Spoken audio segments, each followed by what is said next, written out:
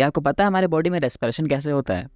अगर नहीं पता तो कोई बात नहीं, एनसीईआरटी हमें पढ़ने का मौका दे रही है। जी हाँ, आज हम पढ़ने वाले हैं breathing and exchange of gases. In short में इसको रेस्पिरेशन भी बोलते हैं। रेस्पिरेशन का मतलब क्या होता है? Exchange of gases. It means oxygen जो होता है वो हमारे बॉडी में इनहेल कैसे होता है और CO2 हमारी बॉडी से एक्सहेल कैसे होता है, हम आज के लेक्चर में ये सीखने वाले हैं। तो चलो सबसे पहले हम बात करते हैं रेस्पिरेटरी सिस्टम की। तो रेस्पिरेटरी सिस्टम जो होता है वो वर्क करता है रेस्पिरेटरी ऑर्गन्स के लिए, और रेस्पिरेटरी ऑर्गन होता है लंग्स। जी हाँ, लंग्स सभी ने देखा होगा। अरे यार, मतलब रियल में नहीं देखा होगा, कम से कम फिगर तो देखा ही होगा, स्ट्रक्चर देखा ही होगा। नहीं देखा तो कोई बात नहीं, मैं हूँ ना, मैं दिखाता हूँ। ये देखो, ये फिगर इस तरह का दिखता है लंग्स का। इसी का काम है ऑक्सीजन को कलेक्ट करना और CO2 को हमारी बॉडी से बाहर रिमूव करना। पर आपको पता होगा, इससे पहले वाले चैप्टर में हमने डाइजेस्टिव सिस्टम को पढ़ा था। अगर नहीं देखा है तो देख लेना, बहुत ही मज़ेदार लेक्चर था, और ख़ास करके एनिमेशन के साथ समझे थे तो मज़ा तो बहुत आया था, राइट। चलो अब आते हैं वापस से इस चैप्टर में। देखो यार, हमें कुछ भी करना होता है, कुछ भी काम करना होता है तो हमें एनर्जी की ज़रूरत पड़ती है, राइट। और वो एनर्जी मिलती किससे है? फूड से मिलती है। तो हमने जब फूड खाया था तो डाइजेशन देखा, डाइजेशन का प्रोसेस हुआ, एब्जॉर्प्शन हुआ कहाँ पर? ब्लड में। ब्लड से फिर टिश्यूज़ में जाता है, टिश्यूज़ में सेल में जाता है, और सेल के अंदर हमारा माइटोकॉन्ड्रिया प्रेजेंट होता है, जिसको अपन energy house of the cell कहते हैं। और वही energy house of the cell हमें एनर्जी देता है कुछ भी चीज़ को करने के लिए, है ना। अब वो एनर्जी से हम क्या करेंगे? रेस्पिरेशन करते हैं। तो हम लोग तभी से रेस्पिरेशन कर रहे हैं ना। इसके फ्लो को देखते हैं, थोड़ा इंटरेस्टिंग है वो। देखो, सबसे पहले ऑक्सीजन जो है कहाँ पर से इनहेल होता है? हमारे नॉस्ट्रिल से इनहेल होता है। नॉस्ट्रिल से इनहेल होने के बाद वो कहाँ जाता है? फेरिंग्स के पास जाता है। फेरिंग्स, याद करो, हमने डाइजेस्टिव सिस्टम में भी देखा था। फेरिंग्स जो होता है कॉमन ओपनिंग होता है हमारे ट्रैकिया और फूड पाइप का। ट्रैकिया मतलब विंड पाइप होता है, और फूड पाइप कहते हैं ओइसोफेगस को। तो ये दोनों का ये कॉमन ओपनिंग है। अब यहाँ पर आपको एक डाउट आता होगा फिर से कि सर, अगर दोनों का कॉमन ओपनिंग है तो ये ऐसा क्यों नहीं होता जो फूड पाइप में फूड ना जा करके मिस्टेक से कभी ट्रैकिया में फूड इंटर कर जाए? क्योंकि दोनों का कॉमन ओपनिंग है तो फूड तो इसमें भी आ सकता है। हाँ, आप बिल्कुल सही हो, जा तो सकता है। पर यहाँ पर जो फेरिंग्स होता है उसके जस्ट साइड में प्रेजेंट होता है ग्लोटिस। ये ग्लोटिस जो होता है, एक तरह से बोलो तो ट्रैकिया को कवर करके रखता है। ये तभी ओपन होता है जब हमारा माउथ ओपन होगा। जी हाँ, जब हम बोलते हैं ना तो उस कंडीशन पे ट्रैकिया ओपन होता है, ध्यान रखना। और ये ग्लोटिस के ऊपर भी प्रेजेंट होता है एक लेयर, उसको कहते हैं एपिग्लोटिस। ये सेंस करता है कि कहीं फूड तो नहीं आ रहा, अगर फूड आ रहा होगा तो उसको वो क्लोज कर देगा। तो इसीलिए जब हम खाना खाते हैं या फिर बोलते हैं तो उस टाइम वो ओपन तो होता है, लेकिन अगर मिस्टेक से हम कुछ खा रहे हैं ना तो उस टाइम एपिग्लोटिस वर्क करता है और उसको बंद कर देगा, कि बोलेगा यार बंद कर लो, वरना मिस्टेक से फूड अंदर आ गया तो तुम्हें प्रॉब्लम हो सकती है। और लेकिन कभी कभी एपिग्लोटिस भी फेल हो जाता है हमारी हरकतों के कारण। तो हमें देखे ही होगे, कभी सड़क जाते हैं ना हम लोग नॉर्मली खाते खाते। जी हाँ, आगे बढ़ते हैं। तो फेरिंग्स देख लिया, फेरिंग्स के बाद आता है लैरिंग्स, और ये लैरिंग्स के बाद आता है ट्रैकिया, जिसको अपन विंड पाइप कहते हैं। ये ट्रैकिया के थ्रू ऑक्सीजन जो है ब्रोंकियाई के पास पहुंचता है, और ये ब्रोंकियाई जो होते हैं आगे जाकर के अपने ब्रांचेस बनाने लगते हैं। कोई बनाएगा प्राइमरी ब्रोंकियाई, फिर उसी से दो और निकलेंगे सेकेंडरी ब्रोंकियाई, फिर उसी से निकलेगा टर्सरी ब्रोंकियाई। तो ये ब्रोंकियाई को ही कह दिया हमने आगे जाकर के ब्रोंक्यूल्स। ये तीनों को मिला करके हमने क्या कह दिया? ब्रोंक्यूल्स कह दिया। अब ये ब्रोंक्यूल्स खत्म हो जाते हैं तो उससे याद रखना ट्रिक है, टर्मिनल। टर्मिनल का मतलब होता है एंड होना, खत्म होना। तो जब ब्रोंक्यूल्स खत्म होते हैं उस ब्रोंक्यूल्स को कहेंगे टर्मिनल ब्रोंक्यूल्स। देखो, आपको फिगर में दिख रहा होगा जो मैंने बनाया है। यार, इसको फिगर नहीं कह सकते, स्ट्रक्चर ही बोल सकते हैं। क्या करे, स्ट्रक्चर ही मिला मेरे को थोड़ा समझाने के लिए, तो मैंने स्ट्रक्चर ही बनाया है जिससे आपको कन्फ्यूजन नहीं होगा। देख सकते हो, ये जो टर्मिनल ब्रोंक्यूल्स है कहाँ पर खत्म हुए वो मैंने दिखाया है, और वहाँ पर से शुरू होता है क्या? Alveolar duct. और ये एल्व्यूलर डक्ट से कनेक्ट होता है हमारा एल्व्यूलाई, और इसी एल्व्यूलाई के अंदर में फ्लूइड प्रेजेंट होता है, और यही एक्सचेंज ऑफ गैसेस में हेल्प भी करता है। साथ ही साथ इसके अंदर डिफ्यूजन मेम्ब्रेन भी प्रेजेंट होता है, और इसी का काम है भैया ऑक्सीजन को लेना और CO2 को एक्सेल करना। इट मीन्स पूरा का पूरा रेस्पिरेशन जो है वो कौन संभाल के बैठा है? ये एल्विलाई संभाल के बैठा है। तो अब तो यहाँ पर डाउट क्लियर हो गया होगा ना यार, कि किस तरह से ऑक्सीजन जो है हमारी बॉडी में आता है, एंटर करता है। अभी एक्सेल का नहीं देखा, पर एंटर करते हैं वो तो देख लिया ना। बिल्कुल, एक्सेल भी देखेंगे यार, कि थोड़ा सब्र तो करो। खैर, अब आगे बढ़ते हैं। अगर हम बात करें तो ये जो पूरा प्रोसेस हमने देखा ना, इसको हम 2 पार्ट में समझेंगे। तो पहला पार्ट है नॉस्ट्रिल टू टर्मिनल ब्रोंक्यूल्स का। देख लो यहाँ पर आपको दिख रहा होगा नॉस्ट्रिल है, यहाँ से लेकर के जो टर्मिनल ब्रोंक्यूल्स है वहाँ तक हमने पहला पार्ट माना है। और इस पार्ट के अंदर क्या क्या होता है वो मैंने बता दिया है ताकि आपको कन्फ्यूजन ना हो। मैंने बताया है किस पार्ट के अंदर होता है कंडक्टिंग, यानी कि ये जो नॉस्ट्रिल्स और टर्मिनल ब्रोंक्यूल्स का जितनी भी कहानी है वो सारे का सारे काम क्या है, प्रोटेक्शन प्रोवाइड करना। किसको प्रोटेक्शन प्रोवाइड करेगा, तो ये इम्प्यूरिटी से हमें बचाता है। जैसे होता है ना कि कुछ इन्फेक्शंस आ रहे हैं तो भैया उसे ये बचा करके रखेगा, राइट। दूसरी बात, ये टेम्परेचर और ह्यूमिडिटी को भी संभाल के रखता है। अगर हम बात करें सेकंड पार्ट की, तो सेकंड पार्ट में आता है एल्वियुलर डक्ट टू एल्विलाई वाला, जिसका काम है एक्सचेंज ऑफ गैसेस करना, इट मीन्स रेस्पिरेशन करना। और हम सबको पता है रेस्पिरेशन में क्या क्या देखा था हमने, ट्रैकिया आता है क्योंकि विंड पाइप है। उसके बाद हमने देखा primary bronchioles, secondary bronchioles, tertiary bronchioles और इनिशियल ब्रोंक्यूल्स, ये सब कुछ हमने देखा था। तो ये सब किसके अंदर आ जाता है, ये सब के सब आ जाएंगे हमारे पार्ट 2 में, it means alveolar duct to alveoli वाले केस में। तो अभी तक हमने क्या क्या सीख लिया पता है।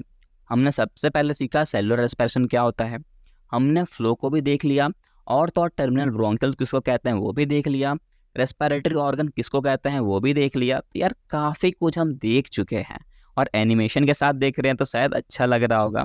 अरे देखो यार, मैं भी कोशिश करता हूँ कि आप लोग को समझा सकूँ, है ना। तो आप भी थोड़ा दया करो, थोड़ा कभी कभी सब्सक्राइब कर दिया करो अपनी मर्जी से भी। खैर आगे बात करते हैं, वरना फिर आप बोलोगे सर आप कहाँ से कहाँ चले गए। यहाँ पर आपको दिख रहा होगा कि ये जो ट्रैकिया है जिसको अपन ने विंड पाइप कहा है, ये क्या क्या किया होगा, ऑक्सीजन को लेकर के आया होगा। तो ये ऑक्सीजन तो पहुँचाएगा कहाँ पर, लंग्स के पास पहुँचाने वाला है। पर लंग्स के पहुँचने से पहले वो पहुँचता है प्लूरा के पास। प्लूरा जो होता है लंग्स का आउटर लाइनिंग होता है, देख सकते हो जो लंग्स है उसके बाहर का जो लाइनिंग है वो ही है प्लूरा। वहाँ तक पहुँचेगा ऑक्सीजन।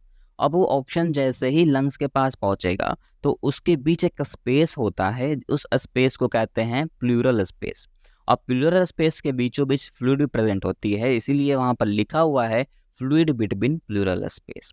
याद करो फ्लूइड कौन सा होगा, वही फ्लूइड होगा जो कि था एल्वियोलाई। जी बिल्कुल, क्योंकि यार एल्वियोलाई तो इसी के पास है ना। बहुत बढ़िया यार, कोरिलेट करना सीख गए, मतलब बायोलॉजी हो गया। तो अब हम बात करते हैं इंस्पायरेशन और एक्सपायरेशन की। तो इंस्पायरेशन सिंपल सी मतलब है, इंस्पायरेशन का मतलब होता है ऑक्सीजन को कलेक्ट करना, एक्सपायरेशन का मतलब है CO2 को बॉडी से बाहर भेजना। बहुत सिंपल था यार, ये तो क्लियर होता जा रहा है। बिल्कुल। सेकंड टॉपिक है मसल कॉन्ट्रैक्शन। देखो यार मसल का कॉन्ट्रैक्शन कौन कौन प्रोवाइड करता है, तो डायफ्राम करता है और इंटरकोस्टल मसल करता है। डायफ्राम जो होता है वो एंटीरियर पोस्टीरियर रीजन में वो कॉन्ट्रैक्शन प्रोवाइड करने का काम करता है, और इंटरकोस्टल मसल जो होता है ये डोर्सी वेंट्रल रीजन में कॉन्ट्रैक्शन प्रोवाइड करेगा। अब कैसे करेगा वो देखो, इसको मैंने एक छोटा सा डायग्राम के थ्रू बताया है जिससे आपको पूरा ये जो लॉजिक है ना, इंस्पायरेशन एक्सपायरेशन और मसल कॉन्ट्रैक्शन तीनों क्लियर हो जाएगा। एक इक्वेशन आपने पढ़ा होगा केमिस्ट्री में, PV = nRT। इक्वेशन का नाम है आइडियल गैस इक्वेशन। जी हाँ बिल्कुल, याद है ना। हाँ नहीं भी है तो क्या ही फर्क पड़ता है, बायोलॉजी पढ़ रहे हो अभी। तो यहाँ हम बोल सकते हैं कि प्रेशर जो होता है वो इन्वर्सली प्रोपोर्शनल होता है वॉल्यूम के, तो बिल्कुल बोल सकते हैं हम। अब यहाँ पर आ जाओ कहानी में। बाहर की तरफ पूरा एटमॉस्फेयर है, वहाँ ऑक्सीजन भी होगा, तो बिल्कुल होगा। ऑक्सीजन को इनहेल कौन करते हैं, हम करते हैं। कहाँ तक पहुँचता है, लंग्स तक पहुँचता है। जब लंग्स तक ऑक्सीजन पहुँचता है तो लंग्स कैसा हो जाता है, फूल जाता है। तो हम बोल सकते हैं उसकी वॉल्यूम क्या हो जाएगी, ज़्यादा हो जाएगी। अगर अंदर की तरफ वॉल्यूम अभी ज़्यादा है तो बाहर की तरफ जहाँ एयर प्रेजेंट है, एटमॉस्फेयर प्रेजेंट है, वहाँ पर क्या होगा, वहाँ पर तो जो वॉल्यूम होगी वो कम होगी। बिल्कुल, अगर वॉल्यूम कम है तो वहाँ पर हाई प्रेशर है और अंदर में लो प्रेशर है। और हम सबको पता है ऑक्सीजन का flow high pressure to low pressure की तरफ होता है। तो उस कंडीशन पे इंसान क्या करेगा, इंस्पायरेशन करेगा। समझ रहे हो, इंस्पायरेशन कब करेगा, तो जब बाहर की तरफ हाई प्रेशर हो और लंग्स की तरफ लो प्रेशर हो।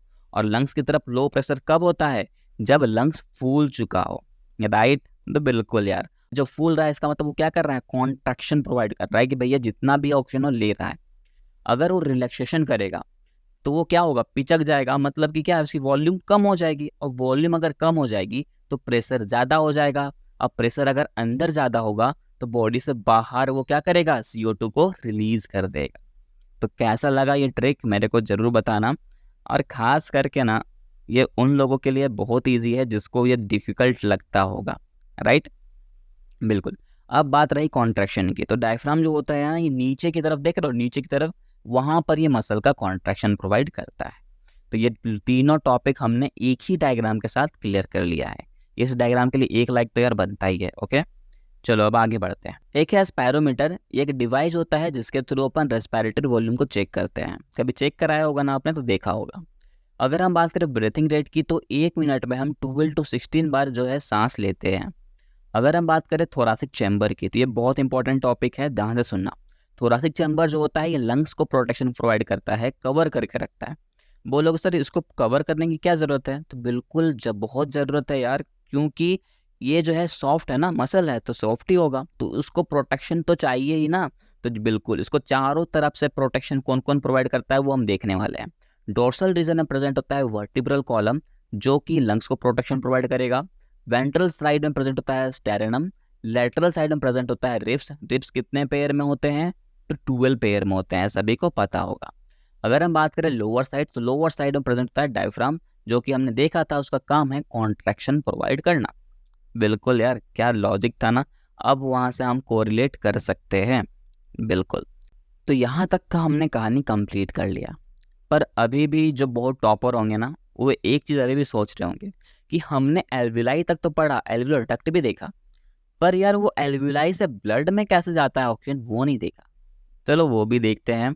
देखो ये छोटा सा स्ट्रक्चर देखो, क्या करे यार, मेरे को कोई फिगर दिखा नहीं तो मैंने खुद ही बना दिया, जिससे थोड़ा आपको ईजी हो सके, तो इसलिए मैंने बनाया है। देखो ये एल्वियुलर डक्ट है, जिसको बोलो एल्वियुलर वाल बोलो, काम बात एक ही है। तो ये एल्वियुलर वाल जो होता है ये बना होता है एस्क्वोमस एपिथेलियम से। एस्क्वोमस एपिथेलियम जो है हमने डाइजेस्टिव सिस्टम में भी पढ़ा है, अगर नहीं देखा तो यार पहले उसको देख लेना, क्योंकि मैंने बताया ना कुछ भी काम करने के लिए हमें एनर्जी चाहिए होती है। तो फूड खाते हैं तभी तो एनर्जी मिलेगी ना रेस्पिरेशन को समझने के लिए। बिल्कुल देख लेना एक बार। तो ये जो एल्वियुलर वाल होता है ये स्क्वोमस एपिथेलियम से मिलकर के बना होता है। अब हम बात करते हैं, तो इसका जो बेस होता है वहाँ पर एक मेम्ब्रेन प्रेजेंट होता है जिसको कहते हैं बेसमेंट मेम्ब्रेन। देखो बेसमेंट से ही क्लियर होता होगा बेस, तो बेस में प्रेजेंट होता है। और इस बेसमेंट मेम्ब्रेन से कनेक्ट होता है हमारा ब्लड कैपिलरीज। तो इस जगह पे ऑक्सीजन जो है आता है, बेसमेंट मेम्ब्रेन तक पहुंचेगा, और बेसमेंट मेम्ब्रेन से होते करते ये जो ऑक्सीजन होता है हमारे ब्लड वेसल्स तक पहुंच जाएगा। अब देखो मज़ेदार ट्रिक मैं बताने वाला हूँ, इसको हम कोरिलेट करेंगे अपने हार्ट से। हार्ट मतलब देखा ही होगा आपने, अरे ये वाला नहीं यार, बायोलॉजिकल वाला हार्ट। ये हार्ट जो हार्ट है ना कभी भी टूट सकता है, तो इससे थोड़ा बच के रहना। हमें मतलब है इस वाले हार्ट से जो दिखता है एक्चुअली जनरेटर के जैसा। देखो हमने अब तक सीखा कि लंग्स क्या करता है, ऑक्सीजन को लेता है और ब्लड में डिपॉजिट करता है बिल्कुल।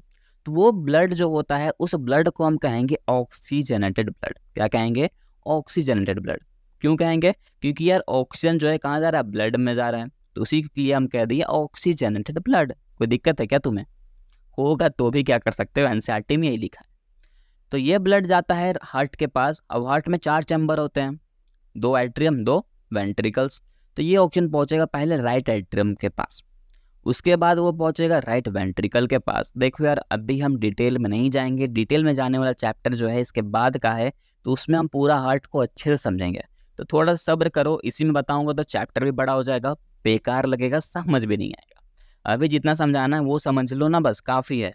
तो ये राइट एट्रियम के पास पहुंचा, राइट एट्रियम से राइट वेंट्रिकल के पास पहुंचेगा, राइट वेंट्रिकल से होकर के जो ऑक्सीजनेटेड ब्लड है वो टिश्यूज़ के पास पहुंच जाएगा। तो टिश्यूज़ तक पहुंचने तक जो भी ब्लड था वो हो जाएगा ऑक्सीजनेटेड ब्लड। लेकिन टिश्यूज़ से अब जो है ऑक्सीजनेटेड ब्लड नहीं निकलेगा। बोलोगे सर अब क्या निकलेगा? टिश्यू जो होता है ना उसको कार्बन मुफ्त में दे देगा। तो कार्बन ये टिश्यू दे रहा है और ऑक्सीजन तो पहले से था, तो ये हो जाएगा CO2। इट मीन्स ये कार्बन डाइऑक्साइड हो गया। तो इस ब्लड को हम कहेंगे D oxygenated blood. Carboxy blood मत कह देना, डी ऑक्सीजनेटेड ब्लड कहते हैं। अब ये डी ऑक्सीजनेटेड ब्लड जो होगा वो लेफ्ट एट्रियम के पास पहुंचेगा, और लेफ्ट एट्रियम से होकर के लेफ्ट वेंट्रिकल के पास पहुंचेगा, और लेफ्ट वेंट्रिकल से फिर वापस जाएगा लंग्स के पास, और ये लंग्स जो है CO2 को बाहर फिर रिलीज कर देगा नॉस्ट्रल के थ्रू। तो यही है इंस्पायरेशन भी और रेस्पिरेशन। इंस्पायरेशन किसको कहा? जब ऑक्सीजन आया, एक्सपायरेशन किसको कहा, जब CO2 बाहर चला गया। तो यार इतना अच्छा ट्रिक से समझा रहा हूँ तो इसके लिए तो लाइक बनता ही है ना। खैर अगर अभी भी किसी ने नहीं समझा ना तो ये नीचे मैंने फ्लो भी लिखा है, आप उसको देख लेना। बाकी इसमें समझने जैसा कुछ भी नहीं था। तो इसी तरह ऑक्सीजन जो है हमारे ब्लड में जाता है, ब्लड में भी कहाँ, RBC में जाता है। RBC रेड क्यों दिखता है, क्योंकि उसके अंदर हेमोग्लोबिन पिगमेंट प्रेजेंट होता है। तो बिल्कुल यार यहाँ तक भी अब टॉपिक क्लियर हो गया होगा। नेक्स्ट टॉपिक ये भी इम्पोर्टेंट है, टॉपिक का नाम है ट्रांसपोर्ट ऑफ गैसेस। देखो गैसेस ट्रांसपोर्ट कैसे कैसे होता है वो देखते हैं। कौन से गैसेस का ट्रांसपोर्ट करेंगे, ऑक्सीजन का और CO2 का। तो यार ये चार्ट है, इसको भी याद कर सकते हो, लेकिन ये बोर्ड्स में भी नहीं पूछा जाता और ना ही नीट में पूछा जाता है। फिर भी आपके एनसीईआरटी में लिखा है तो मैंने इसको छोटा छोटा समरी इकट्ठा किया है और इसको मिला जुला करके एक स्टोरी का रूप दिया है, जिसके थ्रू मैं बता दूंगा, पर वो उतना इंपॉर्टेंट नहीं होगा। अगर आप डायरेक्टली याद कर लो ना कि ये जो ऑक्सीजन है वो 90% जो होता है वो RBC में जा करके डिजोल्व हो जाता है। RCB मत कह देना, RBC है। और 3% जो होता है वो प्लाज्मा में जाकर डिजोल्व होता है।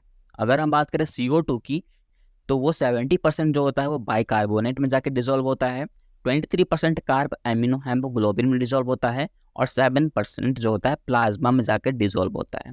तो ये अगर आप डायरेक्टली याद कर लेते हो तो और भी अच्छा है, क्योंकि यार नीट में डायरेक्ट यही क्वेश्चन पूछता है कि जो गैसेस का ट्रांसपोर्ट होता है तो बाइकार्बोनेट में कितना % होता है CO2 का और ऑक्सीजन का। तो इस तरह से वो क्वेश्चन पूछता है। ऐसा नहीं पूछता यार कि तुम्हें ये मतलब ये चार्ट बनाओ, ऐसा कभी क्वेश्चन आया है कि नीट में, नहीं आया है। और बोर्ड्स में भी इतने फालतू क्वेश्चंस नहीं देते यार, क्योंकि इसका कोई रोल ही नहीं बनता, क्योंकि ये पूरा का पूरा समझो तो केमिस्ट्री पढ़ोगे आप। तो ब्लड सेल्स 3 होते हैं, RBC, WBC, प्लेटलेट्स, तीनों प्रेजेंट होंगे। साथ ही साथ प्लाज्मा प्रेजेंट होता है, प्लाज्मा 7% है।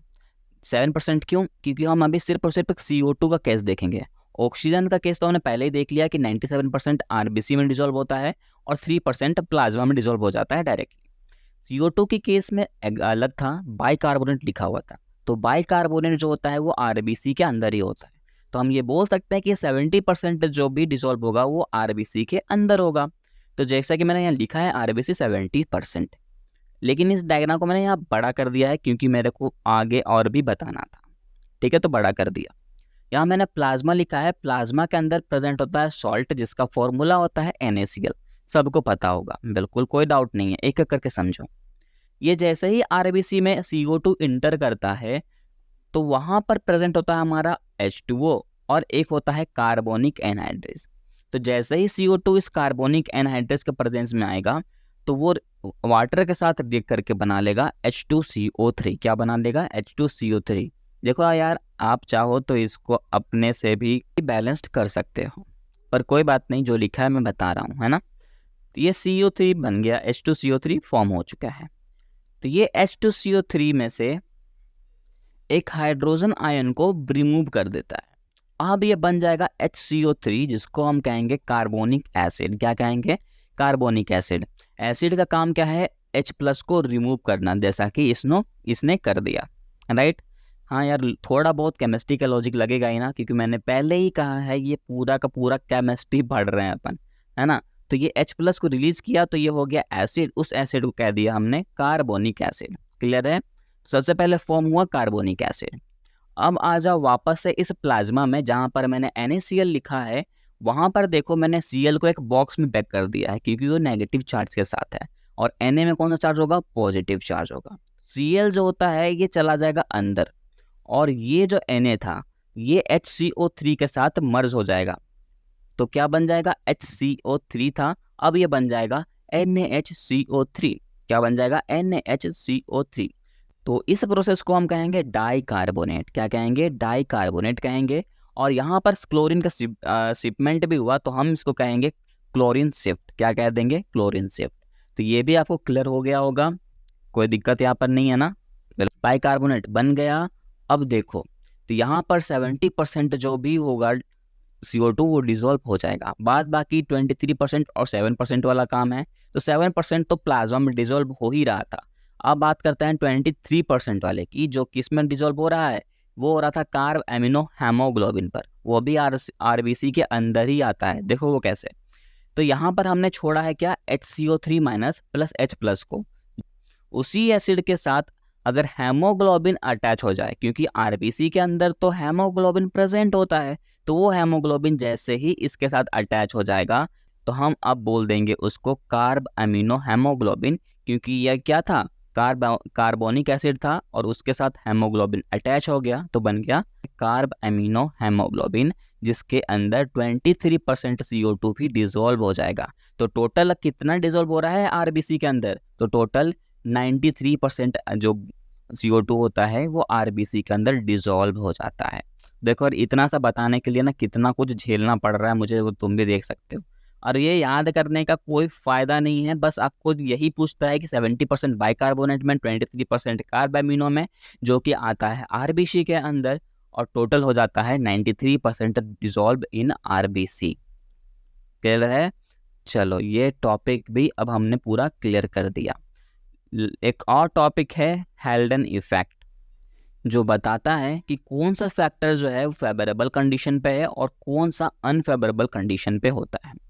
जैसे कि देखो, पहला लिखा हुआ प्रेशर ऑफ ऑक्सीजन, अगर ये फेवरेबल कंडीशन पे होगा तो वो हाई होगा। मतलब कि क्या है सर, फेवरेबल नहीं समझ में आ रहा। देखो, फेवरेबल कहने का मतलब जो हमारे बॉडी के लिए सही हो। हम ज़्यादा से ज़्यादा ऑक्सीजन लेंगे तो हमारे लिए सही है ना, बिल्कुल सही है, हाई होना चाहिए, कोई दिक्कत नहीं है। अगर वो अनफेवरेबल कंडीशन में रहा तो, मतलब तुम्हें मारने वाला केस रहा तो बोलेगा भैया तुम ज़्यादा ऑक्सीजन मत लो, तो लो हो जाएगा, बिल्कुल। फिर है प्रेशर ऑफ CO2, तो अगर वो फेवरेबल केस होगा तो वो कहेगा कि तुम कम से कम CO2 को लो, है ना, तो लो हो जाएगा फेवरेबल कंडीशन में और हाई हो जाएगा अनफेवरेबल कंडीशन में। उसी तरह H+ की बात करो तो वो फेवरेबल में लेस हो जाएगा और अनफेवरेबल में हाई हो जाएगा। टेम्परेचर की बात करो तो हमें पता है कि यार हम ज़्यादा टेम्परेचर झेल नहीं सकते, तो फेवरेबल में लो हो जाएगा और अनफेवरेबल कंडीशन में हाई हो जाएगा। तो कैसा लगा ये ट्रिक, मेरे को ज़रूर बताना यार। बहुत मेहनत लगी थी इस ट्रिक को बनाने के लिए, पता है मैं 3 दिन से मतलब इस ट्रिक के बारे में सोच रहा था कैसे बनाऊं और क्या बताऊं, तब जा करके मैं ये ट्रिक बता पा रहा हूं। ओके, तो इस ट्रिक के लिए लाइक तो बनता है। ओके, चलो एक और मज़ेदार बात बताता हूँ कि ऑक्सीजन और हेमोग्लोबिन जो मिलता है, जो आरबीसी के अंदर प्रेजेंट होता है, ब्लड के अंदर प्रेजेंट होता है, तो हम उसको कहते हैं ऑक्सीजनेटेड ब्लड, जो कि मैंने पहले भी बताया था, पर बहुत लोगों को याद नहीं रहता है ना, तो इसलिए मैंने लिख दिया है। ओके, बिल्कुल ठीक है।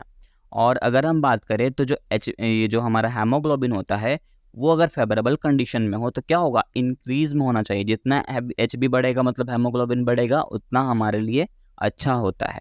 और वो बढ़ता कब है, जब हम ज़्यादा से ज़्यादा हंसते हैं। तो यार हंसते रहो, टेंशन मत लो किसी भी चीज़ का। ओके, नेक्स्ट है मेड्यूला। मेड्यूला को रेस्पिरेटरी रिदम सेंटर भी कहते हैं। ये जो मेडुला होता है ये रेस्पिरेशन के लिए प्राइमरी रिस्पॉन्सिबल होता है। इसके अंदर नीमोटॉक्सिक सेंटर प्रेजेंट होता है जिसको पोन्स कहते हैं। इसके अंदर केमोसेंसिटिव एरिया भी प्रेजेंट होता है, और तो और इसके अंदर रिसेप्टर प्रेजेंट होते हैं। कौन कौन से रिसेप्टर हैं, तो यह एक होता है एओर्टिक आर्क, दूसरा होता है कैरोटिड आर्टरी। मैंने नोट में लिखा है, ये क्वेश्चन नोट में जो मैंने लिखा है ना, ये क्वेश्चन 2023 में भी पूछा गया है, 2021 में भी आया था, इसीलिए बहुत ज़्यादा इंपॉर्टेंट है। इसको बिल्कुल भी स्किप मत कर देना, इसको याद कर लेना। अब बात करते हैं रेस्पिरेटरी डिसऑर्डर की, क्योंकि यार तभी से हमने इसकी अच्छाई देख ली, अब बुराई भी देख लेते हैं। पहला है अस्थमा। अस्थमा कब होता है, जब हम सांस नहीं ले पाते हैं, तो सांस लेने में दिक्कत हो रही है, मतलब ब्रीथिंग में डिफिकल्टी होती है, तभी होता है अस्थमा। और अस्थमा जिसको होता है ना, उसको स्नीजिंग बहुत ज़्यादा आता है, और साथ ही साथ इसके अंदर इन्फ्लामेशन होता है ब्रोंकियाई का और ब्रोंक्यूल्स को, तभी अस्थमा हो सकता है। मतलब ना उसके अंदर जो फ्लूइड होता है ना बहुत ही ज़्यादा भर जाता है, तो उसको जो सांस लेने में दिक्कत होने लगती है। ओके, और कफ जम जाता है। नेक्स्ट है एम्फीसेमा। एम्फीसेमा जो होता है ये क्रोनिक डिसऑर्डर है। इसके अंदर जो एल्वुलर वाल देखा हमने वो डैमेज हो जाता है। अब अगर एल्वुलर वाल डैमेज हो गया तो यार बहुत ही दिक्कत आएगी ना सिर्फ सांस लेने में, तो बिल्कुल। और ये ज़्यादातर होता है सिगरेट पीने से, इसीलिए स्मोकिंग नहीं पीनी चाहिए। बहुत जन बोलते हैं ना यार ये रिलैक्सेशन देता है, यार घंटा का रिलैक्सेशन, तुम ही नहीं रहोगे तो रिलैक्स क्या मिलेगा, समझ रहे हो, बिल्कुल ये सब नहीं करना चाहिए। लास्ट है ऑक्यूपेशनल। ऑक्यूपेशनल कहने का मतलब जो बहुत लोग ऐसे हैं ना जो गरीब होते हैं, तो वो इंडस्ट्री में काम करने के लिए चले जाते हैं, वर्कर का काम करते हैं। तो यार इंडस्ट्रियल वर्कर जो होते हैं, जैसे कि मान लो कोई माइनिंग का काम कर रहा है, वो स्टोन फैक्ट्री में चला गया, तो वो डस्ट के साथ ही तो खेल रहा है, तो वो डस्ट जो होता है वो नोस्ट्रिल में जा करके अगर फिर वहाँ कहीं जा करके जम जाए तो उससे भी क्या होगी, प्रॉब्लम होगी ना, बिल्कुल। तो वो भी एक रीज़न बनता है जिसके कारण सांस लेने में दिक्कत आ सकती है, और ये तभी होगा जब हम लॉन्ग एक्सपोजर का काम करते हैं, मतलब कि बार बार वो काम को करते ही रहे, वहाँ पर हम जाते ही जाएं, बहुत टाइम से अगर काम कर रहे हो तो वो प्रॉब्लम आना एकदम बनता ही बनता है यार, कितना झेलेगा हमारा बॉडी, ठीक है ना।